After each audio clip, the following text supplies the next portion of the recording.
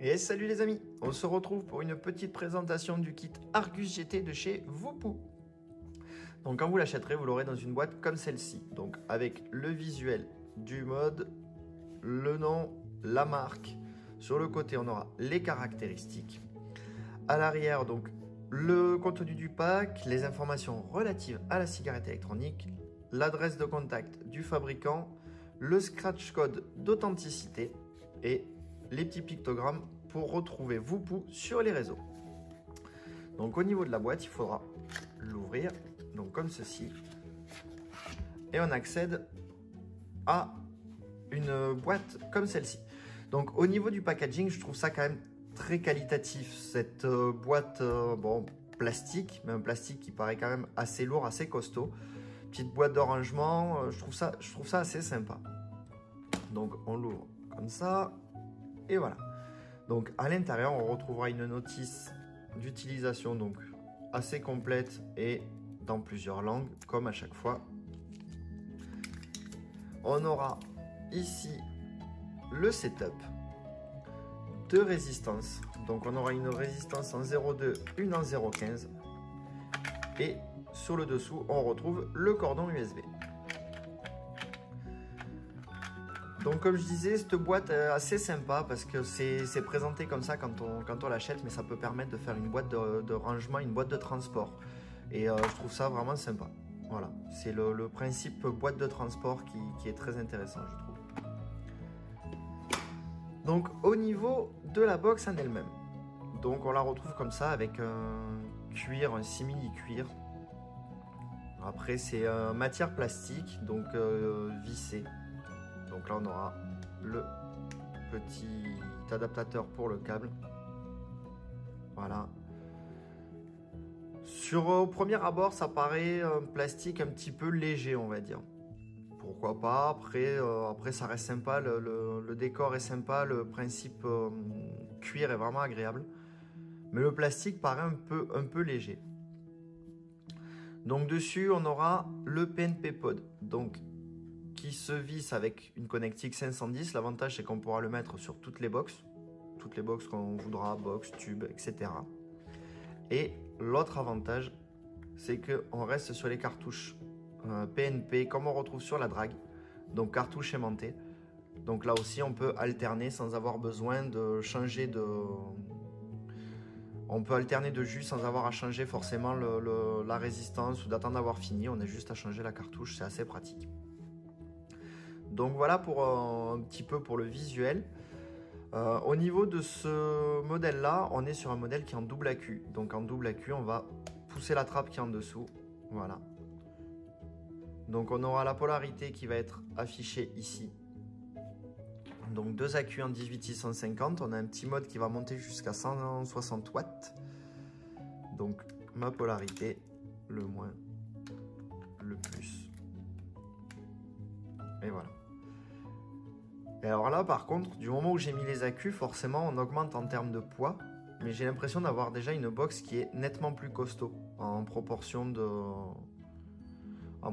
ce qu'il y avait, de ce que je disais au début, le plastique et tout ça. Ça me paraît un petit peu plus costaud.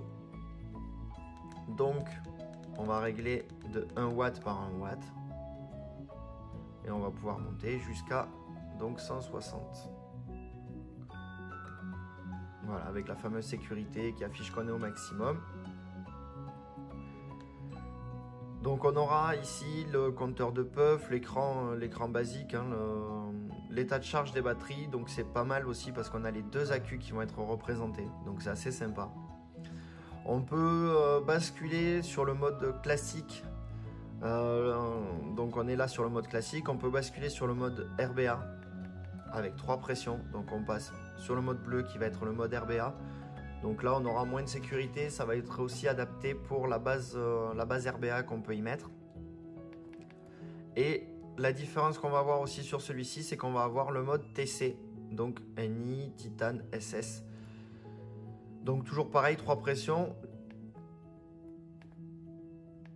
Donc on va valider le NI, voilà.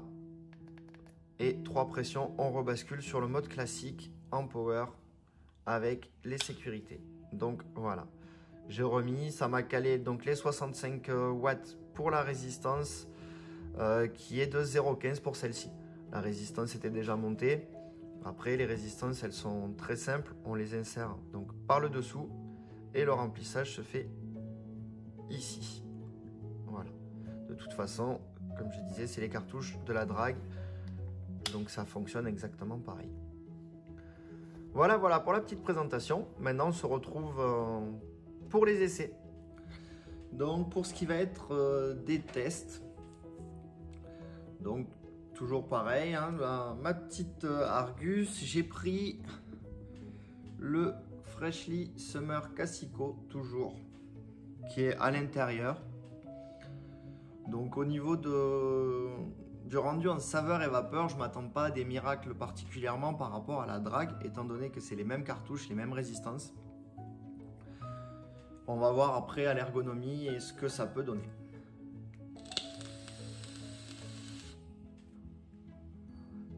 Donc après, c'est ultra réactif, ça pète très très vite.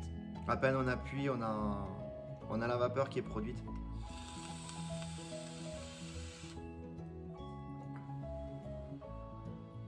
La différence qui peut se faire comparé à la drague, ça va être le PNP Coil, donc avec le réglage de l'airflow qui est directement ici. Voilà, donc c'est plutôt pas mal. Ça a une petite, entre guillemets, option sympa.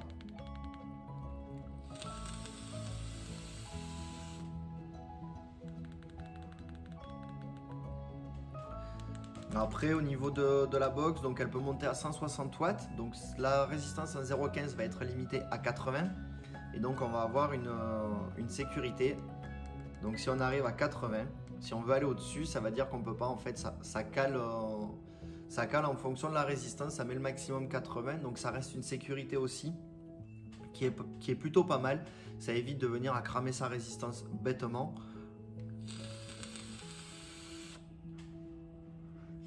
Et vraiment à 80 watts, on a un setup qui percute bien, qui a une bonne réactivité.